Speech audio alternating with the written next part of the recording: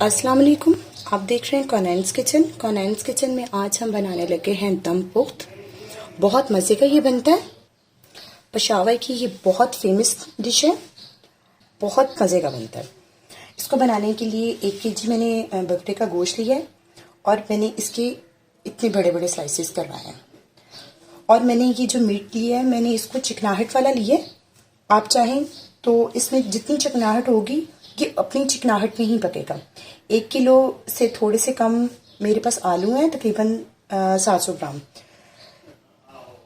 6 अदद मेरे पास लीमू है। 2 मैंने लहसुन के इस तरह की गड्डियाँ ली हैं।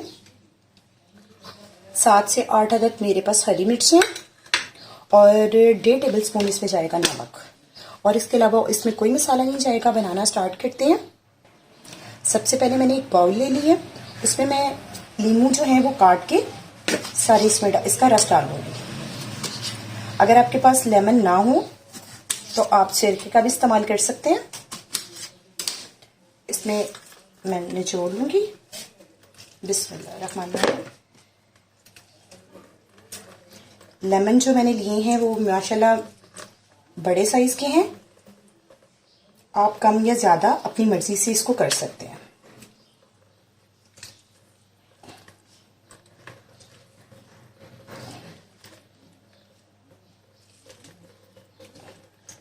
बहुत मजे का ये दम पुख्त बनता है। जो बीज वगैरह थोड़े से अंदर के हैं वो निकाल लेंगे। ठीक है। अब इसमें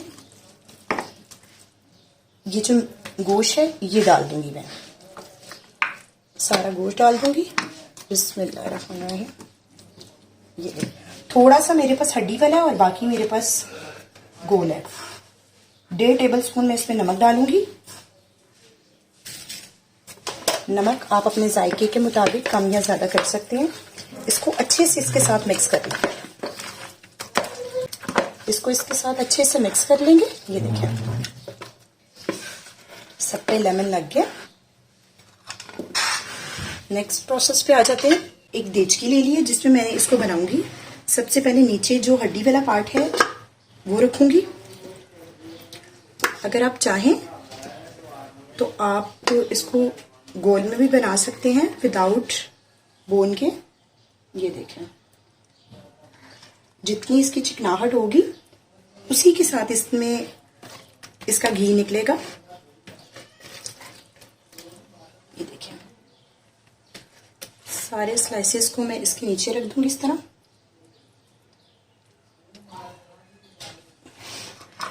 थोड़ा सा मैंने गोश्त को नीचे बिछा दिया। अब ये जो आलू हैं इस तरह डाल देंगे इसमें। बिस्मिल्लाहिर्रहमानिर्रहीम। सारी साइड्स पे डाल देंगे।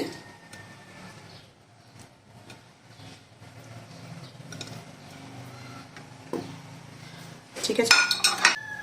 गोश्त डालूंगी मैं। नमक आप कम या ज्यादा कर सकते हैं। इसके ऊपर जो सारा लेमन का जूस डाल दूंगी।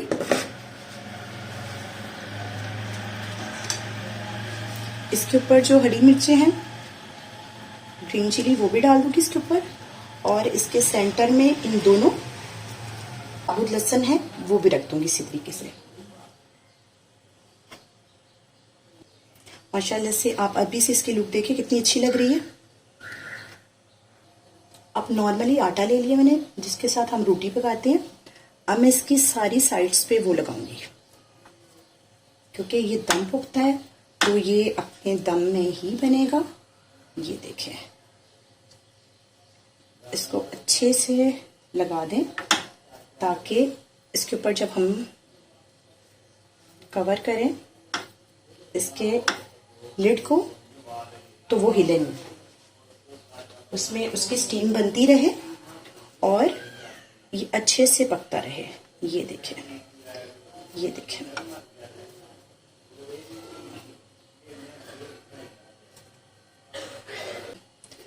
कम या ज्यादा आटा कर लें कोई मसला नहीं है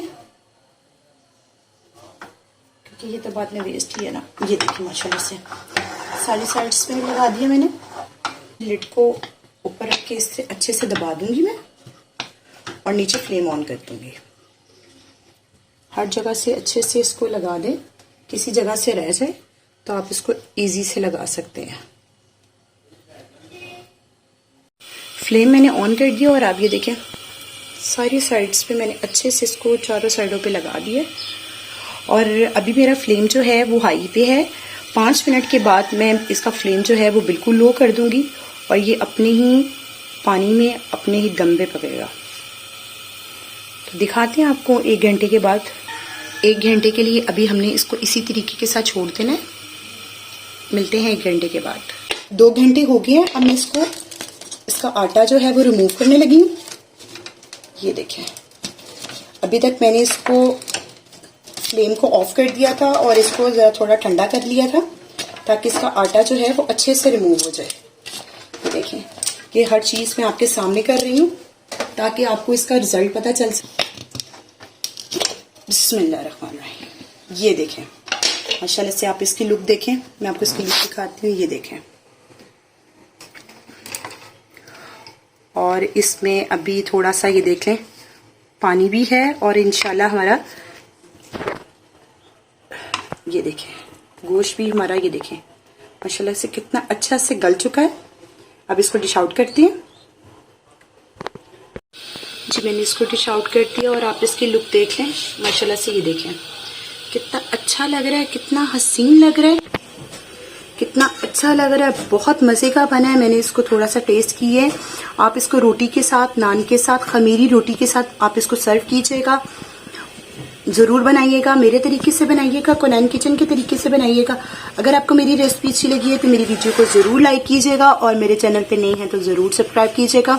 फीडबैक देते रहिएगा और अपनी दुआ में याद रखिएगा। अल्लाह हाफ़िज़।